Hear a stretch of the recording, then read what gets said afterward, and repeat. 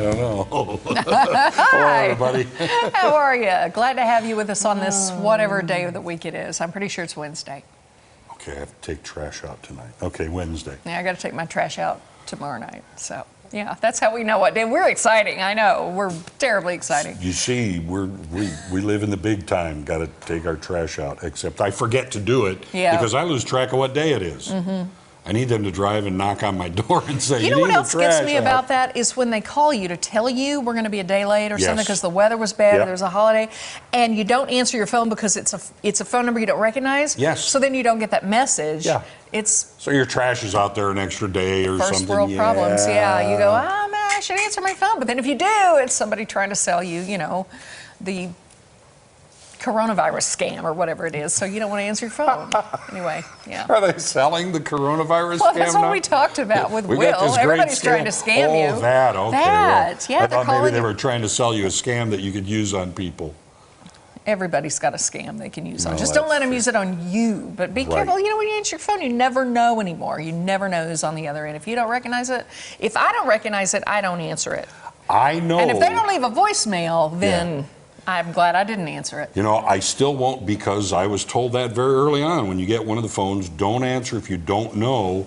Don't answer emails that you don't recognize. Yeah. And I know that they did call me that Nigerian prince where I got $1 bajillion. I won that but I did not answer. I haven't gotten my check yet, but I gave him your address and I said, send it to me in care of your house. That's what the armed guard is all around my house. Okay, now I get it. Oh, I know. Yeah. I win that thing like once a week. I know. Yeah, I know. Okay. I'm really good at that. We have another great show for you today. The 417 Foodist is here, which is going to be cool. All right, along with Shally Wagoner with news about a new competition for you budding filmmakers, and Joy's Book Club is back with some great reads. Yep, it's going to be good. But before we get to all of that good business, we're going to show you what's on our radar, and Tom's going to start. All right, picture this. You're having a barbecue at your home. I'm going to go to everybody's at my house. Your home, and I've been invited. All right, we're playing catch in the backyard, and the ball rolls under the deck. All right. Once upon a time, I might have crawled under the aforementioned deck to fetch the wayward ball, but no more. That ball is now dead to me. Dead to me. Here's why. A Colorado couple bought a home in November of 2018. Come springtime, they started noticing, if you look there, snakes popping up between the wooden slats of their back deck. Yeah.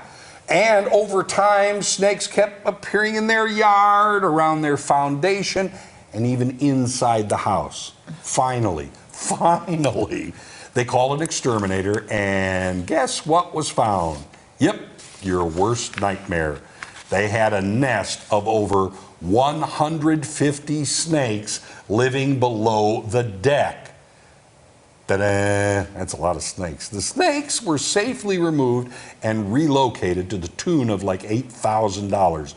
And no, they hadn't been warned about snakes when they bought the house. Also, I can't find any information on where the snakes were located to, and that is why, bringing this full circle, you're going to have to retrieve the ball yourself. I am not. You know what? If I looked down there and saw those little heads poking up through the slats of that wood, I'd move. I'd just move. I'd find somebody. I'd list that house. I'd torch the deck real fast. You ain't kidding. Are you serious? That's a nightmare. Yeah, I know.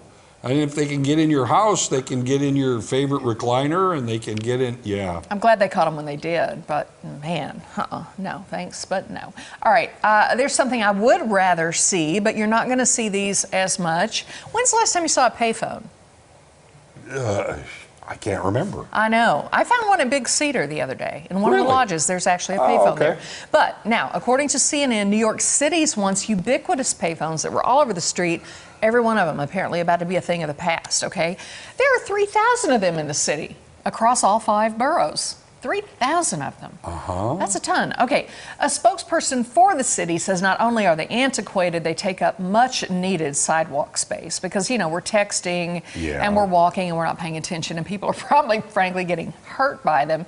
Okay, never fear. You can still make a call. There are Link NYC kiosks that provide users the ability to make calls for free anywhere in the United States, just like that lady right there. They take up a lot less space here. Yeah. The same kiosks provide free public Wi-Fi, so if you see a phone booth while you're in the Big Apple, grab a nostalgic photo while you can, because those are going to be completely gone soon enough.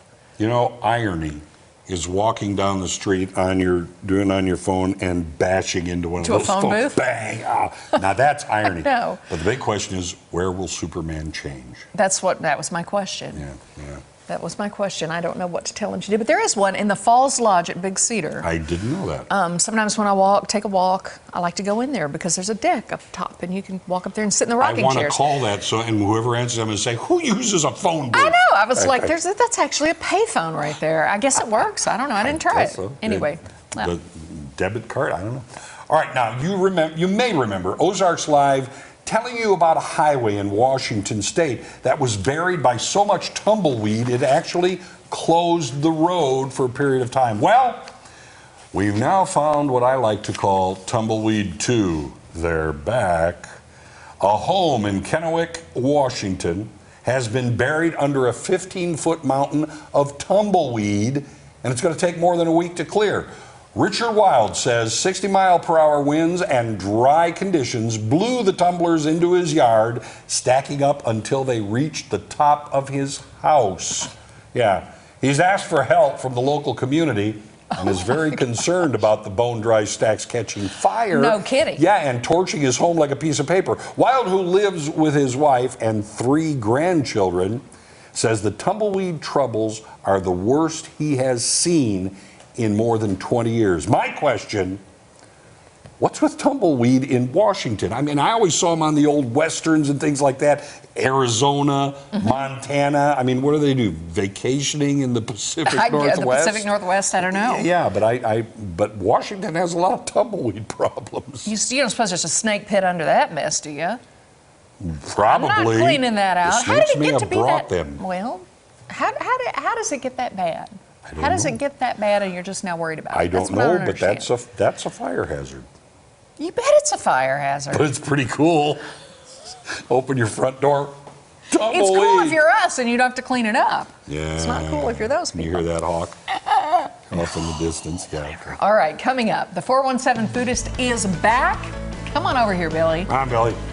All right, Billy's going to share his take on two area Excellent. restaurants, one in Nixa, the other in Hollister. That'll leave you drooling, so don't go away. Ozarks Live is just getting started.